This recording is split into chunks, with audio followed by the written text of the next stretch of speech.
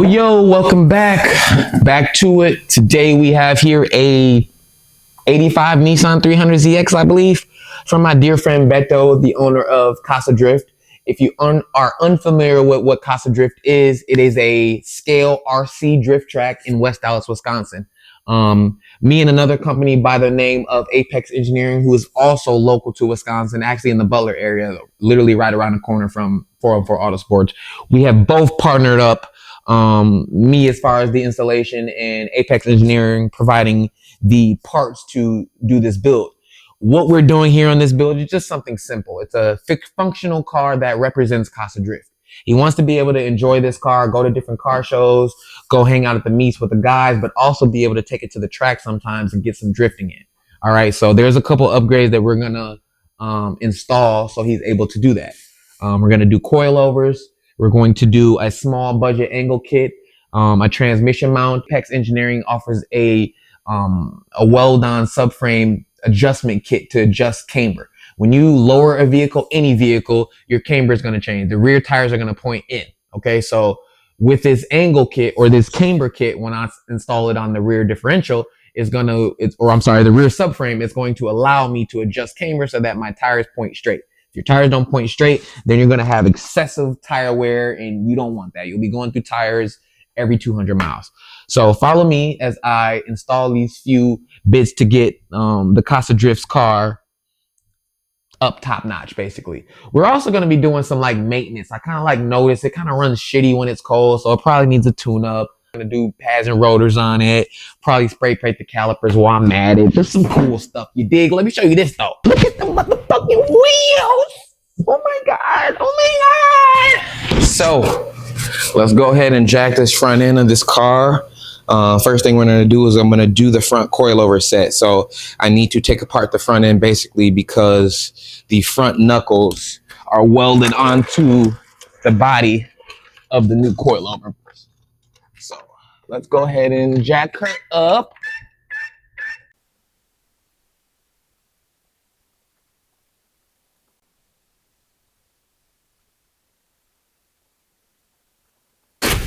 Next, let's start breaking this front end down. So what you really need is, first we need to take the caliper off. That's nothing but a 14.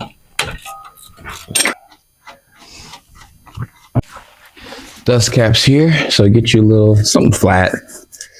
That's one of my favorite tools to use.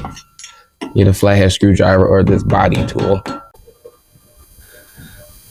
Grease cap off along with the cotter pin, and then it is a 26 socket. Take that large nut off the spindle.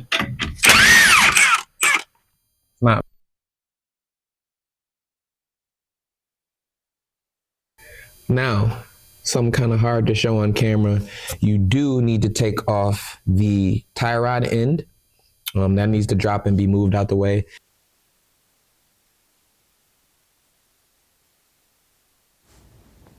Got everything pretty much loose on the bottom.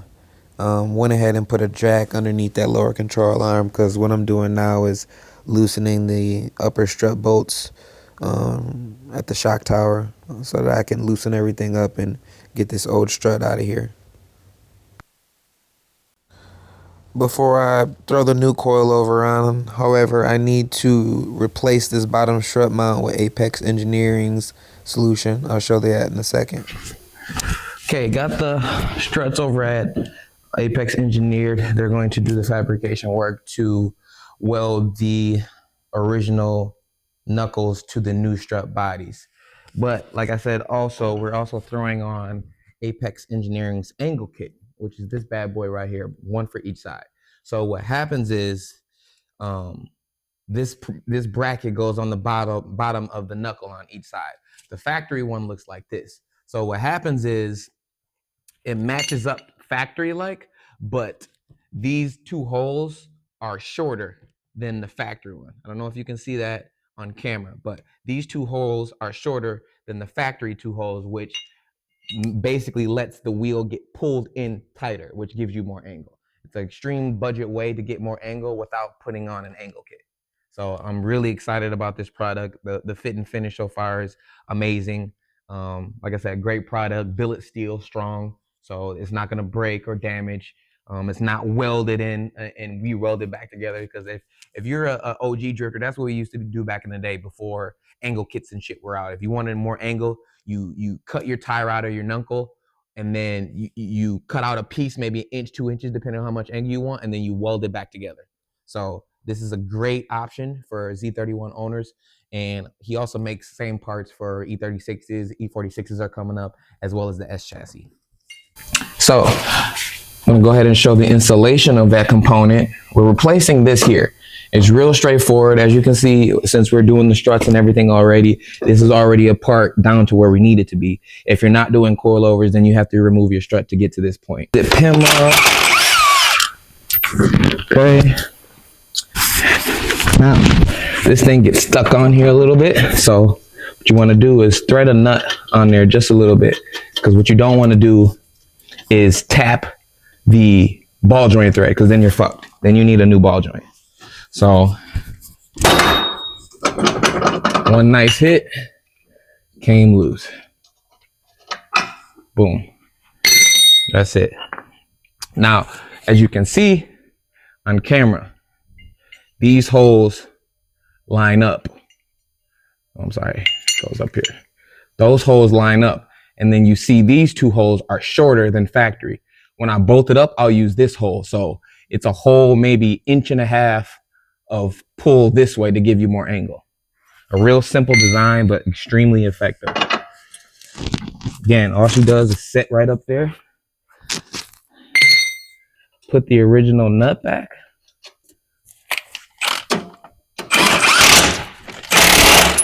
And she's set.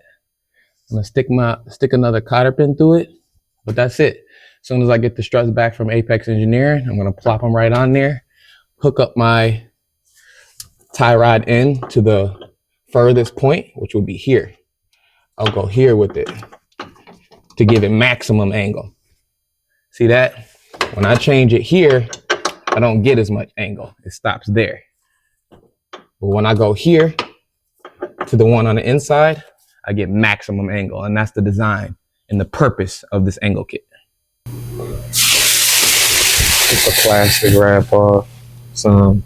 I like to have the cars protected when I'm in my shop. Like I said, doing a DIY approach to this, because a lot of Apex customers do stuff on their own. So I'm working on the Nissan as if I'm someone in the backyard, not using my lift, just utilizing 4 jack stands. Now, if you aren't sure where I jack from, I utilize the rear pumpkin. Always a safe place to jack up on the rear of the vehicle.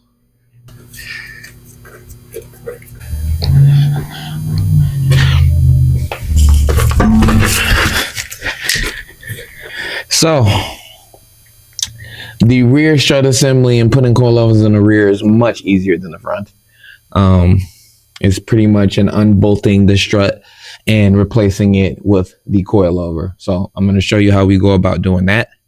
I'm going to unbolt it from the top first, but first I'm going to place the jack underneath here, because once I unbolt it from the top, it's going to want to sag.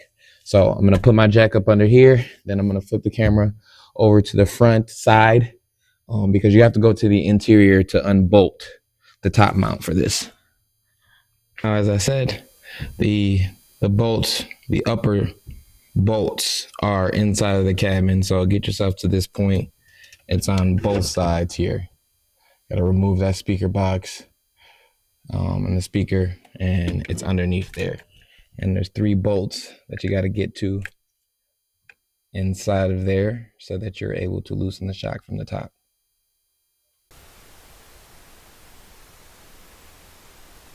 Finishing removal of the stock struts in the rear.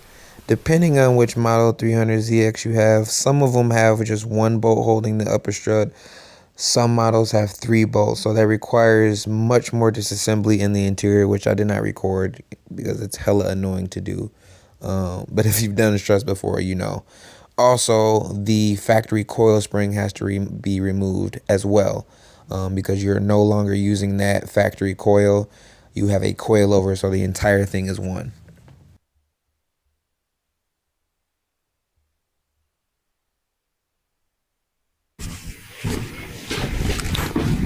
So, as you've seen, I've installed the rear coilovers, which is pretty cut and dry. There's no like welding or anything required like the front end. The good folks at Apex Engineering, part of the service when you order the front coilover kit is to weld the front tube from the strut, cut that off, and then they weld it to the actual knuckle so that you can use your aftermarket coilover. So I've just picked those up from the guys at Apex, and I'm going to install the front coilovers finally and get that back together. It's pretty much reverse as it installed. Putting it on a front coilover after they've done their welding job is pretty much the same as putting on front struts or rear shocks. But also an important thing when you're installing coilovers, specifically these, the height adjustments and rebound adjustments. From factory, they give you a little bit of preload. Preload means basically, is there any space or play between the spring and the perch? From factory, they ship it with no preload. They suggest that you add between, first you measure the spring and then you add between 3 and 5 millimeters of preload. That helps with the dampening characteristics of the shock. And then the bottom part is how you adjust the ride height. Additionally, they give you you can control or adjust the dampening. So there's knobs that you stick at the top depending on your application. Like say we're actually going to go drift this thing. I'm going to show you in other videos what setting I'll put it on to stiffen up these coilovers to give it better performance. But then when you're just cruising around, going to a carb meet or something, you want to soften them up. So as far as installing them and putting them on, that's pretty much how it goes together and how you do it. The next thing we're going to do is play around with ride heights and dampening adjustment and getting that perfect fitment. Now, when you actually have the coilovers installed and you go to adjust your ride height, this is what you do. This bottom collar, when you twist it, turn it clockwise or counterclockwise, that is the way that you set your ride height. And I know I want to go from the bottom of the hat to the top or the bottom of the collar. And that measurement is 2 3/4 is what I've measured on the other side. So I'll be able to duplicate that over here and get the exact same fitment that I have over there. So like I said, wheel fitment and ride height adjustment. Right now on my front right wheel, I have my wheel fitment pretty much where I want it to be. So what you do is you take a straight edge or something straight. I'm just using my tape measure. And the lip of your wheel needs to be in line with the lip of the fender, like so. So that's pretty much where I want to be as far as fitment goes. Now I just need to worry about lowering the vehicle so that I get a good ride height. Being that these are smaller wheels, we're not going to slam it and go actual fender to lip. This is going to be a functional, usable street car that can be drifted. So I'm probably only going to go as low as the tire. These are low profile tires, so it's going to really still have a nice ride height and profile to it. Typically though, if you want perfect wheel fitment and you don't just buy the wheels, what you do is I have a tool and they make a tool that bolts to your wheel hubs and it'll measure that gap from your wheel hub all the way up into your fenders from the outsides and back, so you're not hitting your caliper, so you know the exact offset, so you can buy the wheels right away without guesswork and not having to use spacers. Because on these wheels, since they're square all around, I'm utilizing spacers so that they have good wheel fitment. But if you don't want to do that and you want to spend high dollar on wheels, because you didn't have to spend a lot on a set of square wheels. A set of wheels that are fitted to your car are going to cost you much, much more than a set of square wheels. So keep that in mind. That's how you go about getting proper fitment from fender to lip. But as I said, I'm not going all the way down to the actual lip. I'm only going to go to the tire. So how do I do the less process basically? Because setting your ride height, it can take hours. You got to gas recheck. So to kind of simplify this, because I've done this plenty of times to get me really, really close with minimal adjustments, what I'm going to do is, since I know I want to go pretty much to where the tire is and that's where the lip is, the wheel is hanging free. Nothing, the suspension is not compressed whatsoever. So I'm gonna measure from the tire to the fender. That is about, I'm gonna go 3.5 inches. I'm not gonna go 4, it's showing 4, that's too much. So I'm gonna start at 3.5 inches. I measured 3.5 inches on the tape measure. So that means I'm going to lower the shock and mark it where it is, and then make a mark lower 3.5 inches. So I adjust each coilover on the front 3.5 inches. And that's going to be my starting point and see how close we are to a proper ride height adjustment. Now, as I said before, I kind of did a guesstimation on how low I wanted to bring it to kind of prevent too many up and down adjustments. All right. So the 3.5 was like little too much. I ended up going 2.5 because I was kind of starting to see how low the tire was. I don't want it too low. We're not going, like I said, actual fender to wheel lip, because that's going to be too low. It won't be a functional drift car then. It'll be slammed and look really cool, but it won't be functional. It's too low. Okay, so with the ride height where I pretty much want it, I bring my straight edge back, or my pry bar. I couldn't find my straight edge in time. So I put my pry bar here as straight and perpendicular to the fender as possible. And then I take a straight edge or my tape measure, and I measure from where the wheel is sitting to where I have my straight edge placed. And I still have about an inch more to go to fill these arches and have really, really nice fitment. 3/4 of an inch to be safe, but I'll probably for sure go 1 inch at minimum. So we're gonna go 1 more inch at minimum to give us perfect fender to lip clearance. We close though. We definitely close. So you see me install the coilovers and dial in my fitment. The last major piece of the puzzle on the street style drift build is to weld the differential. From factory, this car has an open diff. So what that means is the tires spin in opposite directions. One goes forward, one goes back. It's an open diff. That's how they work. It's really bad for drifting. So what I'm going to do is remove this rear differential and go about showing you guys how I weld it up so that both rear wheels will turn at the same time and allow you to have really cool slides. As well as I'm going to be installing the Apex Engineering rear differential mount. I put the trans mount in it already, but I'm also going to be throwing in this differential mount with poly bushings and everything. I'm going to keep the drivetrain really planted so that you can put the power down. There's not a lot of power from this vehicle, but if the power is controlled and you're able to put it down without flexing and whatnot, you'll be able to see all the potential. So as I demonstrated before, when you lower a car, it has drawbacks, specifically in the rear. It gives the car an extreme amount of negative caber. So there's no adjustability from factory on the Z31 platform. So these are the brackets Apex Engineered has designed that allow, once fabricated onto the rear subframe, allow the adjustment of that camber.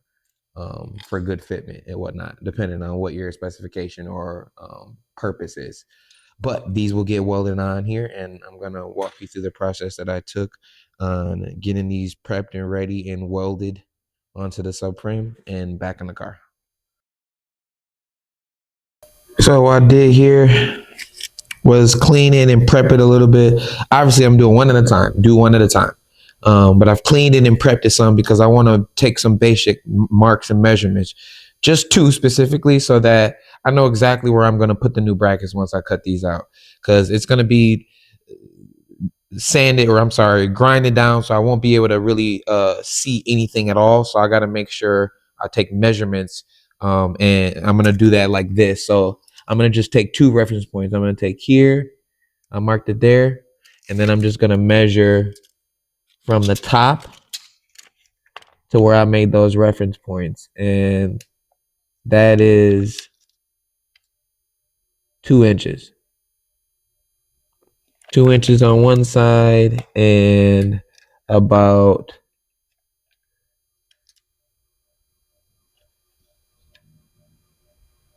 2 1/4 on the other side. So I'm going to write those numbers down. I'm going to just put them over here actually. So that's what I approximately know from about here is where I'll place the new bracket and put a tack weld, and I know it's exactly where it should be. So next step is to go ahead and cut these out.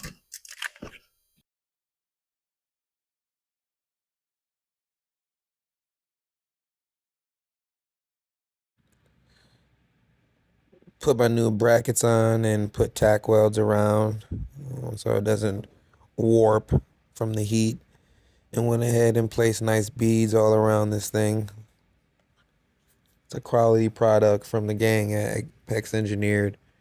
I didn't have any problems with fitment or anything really. I was able to do my job pretty easily.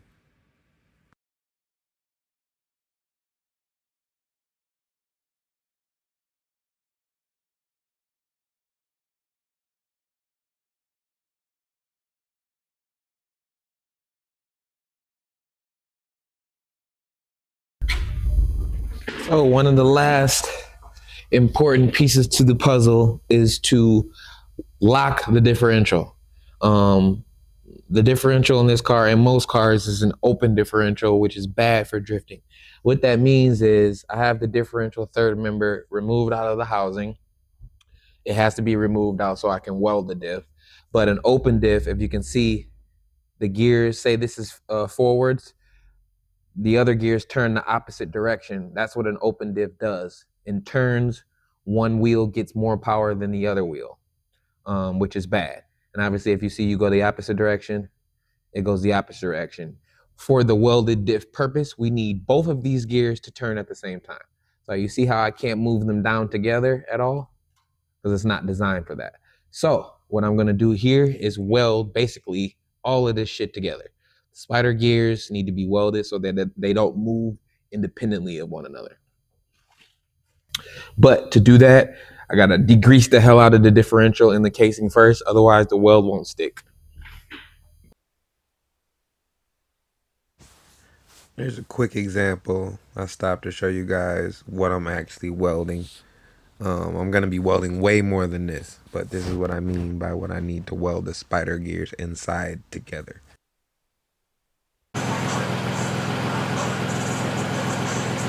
With the diff welded and ready to boogie, did some finishing touches, painted the calipers, two-toned the side skirts, as well as the rear wing and the front turbo lip that I installed. I also installed a Apple CarPlay signal-in dash